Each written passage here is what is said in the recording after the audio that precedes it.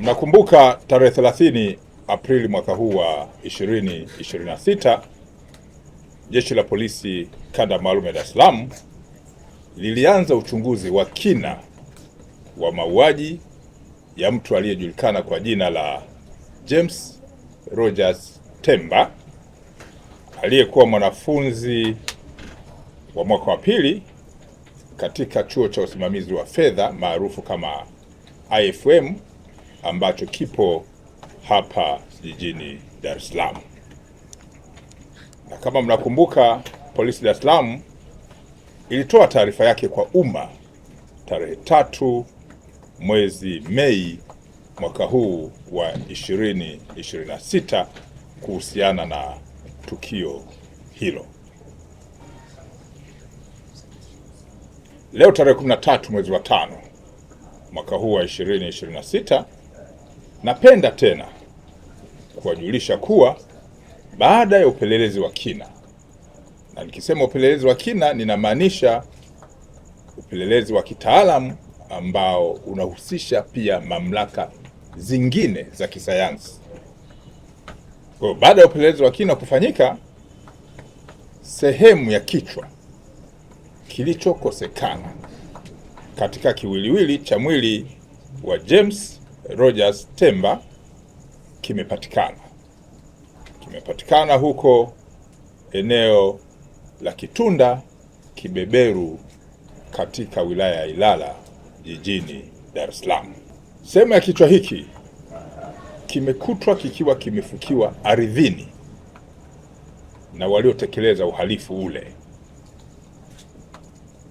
Jumla ya watuhumiwa 5 wanashikiliwa, akiwemo mtu mwingine ukiacha wale ambao niliwapa taarifa zake tarehe 3 mwezi wa 5 mwaka huu. Leo tarehe 13 ameongezeka mtuhumiwa mwingine ambaye amefahamika kwa jina la Saidi Ali au maarufu kama Side. Huyu ni Mzigua mwenye umri wa miaka 31 ambaye ni mganga wa kienyeji ambaye anakaa eneo hilo la Kibeberu, Kitunda, Ilala hapa jijini Dar es Salaam. Taratibu za kisheria zinakamilishwa ili mamlaka zingine za kisheria ziweze kuendelea na hatua zingine. Polisi Kanda Maalum ya Dar es Salaam linaendelea kuwashukuru kwa dhati wananchi na mamlaka zingine za kisheria za uchunguzi wa kisayansi.